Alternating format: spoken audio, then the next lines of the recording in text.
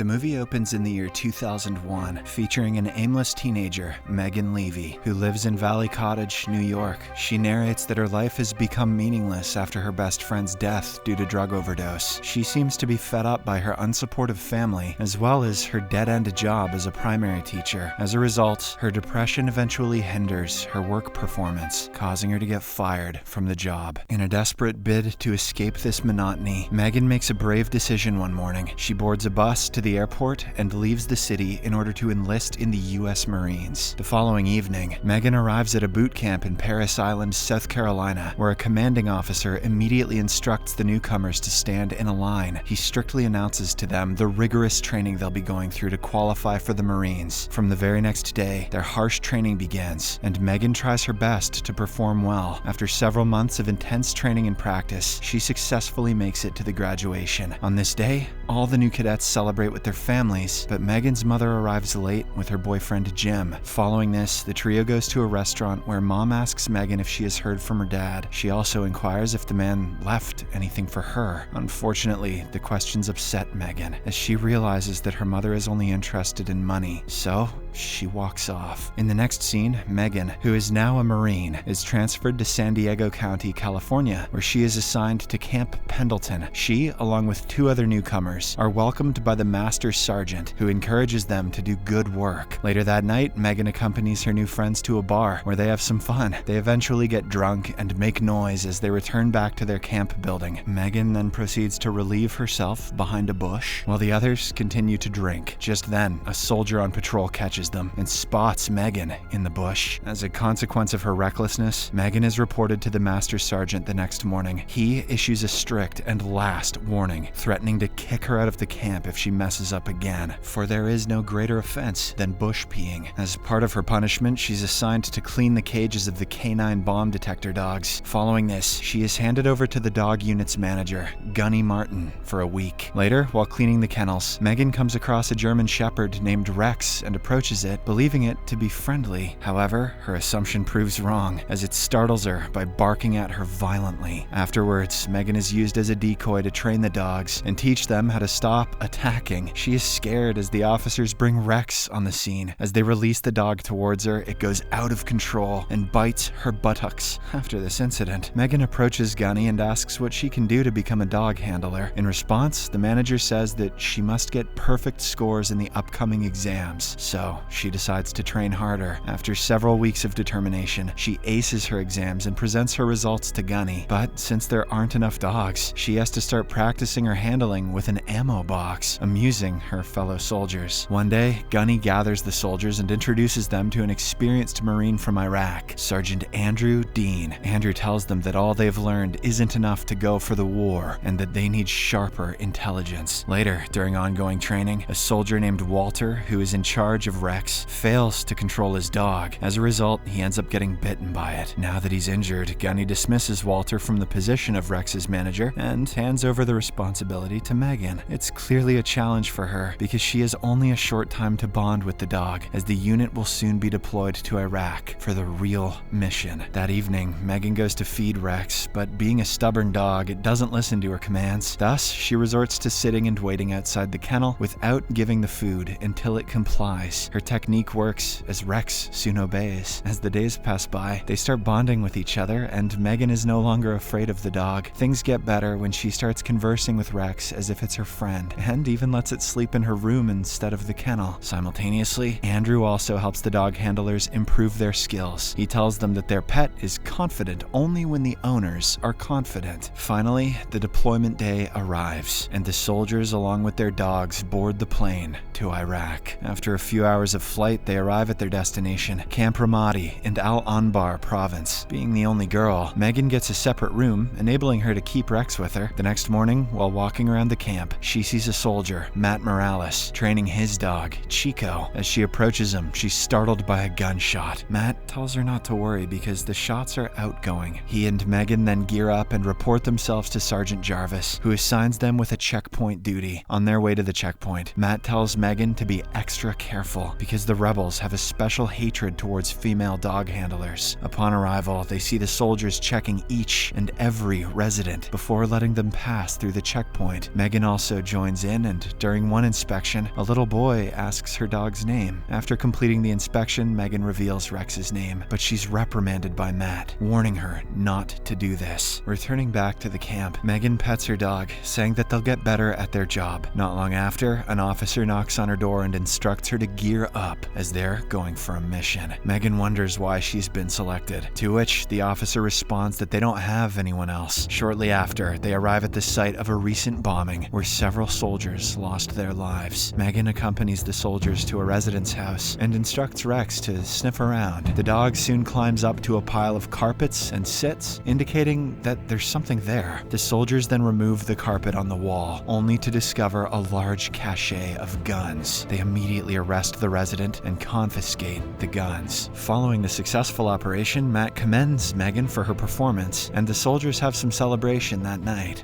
Megan's gonna go pee in a bush again. Amidst the joyful moment, Megan plays cards with Matt while talking about their personal lives. When he asks her about the reason she joined the Marines, she tells him about her late best friend. Their conversation takes an emotional turn, so Megan opts to go to bed. The following day, Megan and Rex, along with the soldiers, go for another mission and locate an explosive hidden on a highway. Over the next several months, Megan and Rex are able to sniff out numerous IEDs and other weapons, saving the lives of hundreds of Marines. But during one mission, things take an unexpected turn. While detecting multiple landmines in a deserted land, they see a car approaching. The soldiers fire in the air, making the car stop and the driver step out. They apprehend the driver before instructing Megan and Rex to inspect the vehicle. As they slowly head towards the car, a bomb suddenly explodes beside them, sending them flying. The medic rushes to help Megan and Rex and brings them to safety. Thankfully, they're okay with some minor injuries. The commanding officer wonders how Rex didn't detect the bomb, but soon learns that the landmine was manually detonated. They look around and notice some movement in an abandoned building at a distance. The commanding officer decides to call for another dog handler, but Megan asserts that they don't have enough time. She assures him that she and her dog are all right and insists on continuing. After this, Megan and Rex lead the other soldiers towards the building while avoiding the landmines on their way. They slowly make it into the building and start inspecting the area with the help of Rex. Eventually,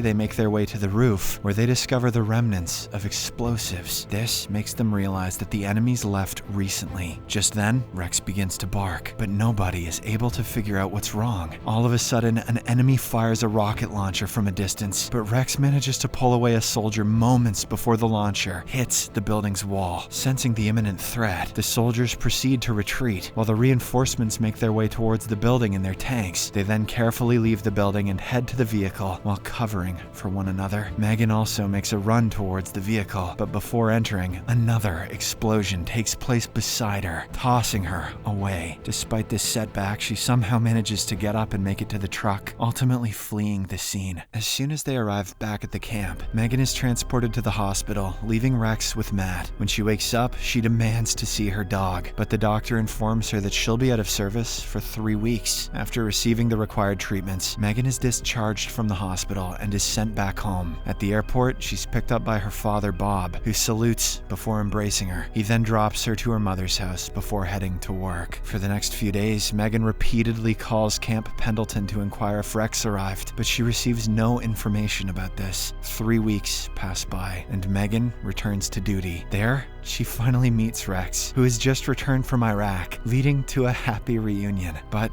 sadly, Rex is still injured, so he has to go through several medical treatments. One day, Megan returns to her room and notices some flowers outside her door. It turns out to be Matt's doing, and she is really happy to see him. The two chat then for a while, and they end up having intercourse in her room. In the later days, Megan tries to resume training with Rex, but it isn't ready just yet. Realizing that her dog is still in pain, she decides not to re-enlist for another mission. She shares her decision with Gunny, and also wishes to adopt adopt Rex, to which the manager agrees. That night, Megan talks to Matt, who tells her that he is re-enlisted and that he'll soon be going for another mission. This upsets her, but she opts not to talk about it. In the next scene, Megan takes Rex to a vet for a regular checkup. During this, the doctor touches the dog's injured place, causing it to react. She then concludes that it's violent and labels it as unadoptable. Megan tries to explain that its reaction stems from pain, but the doctor dismisses her and walks away.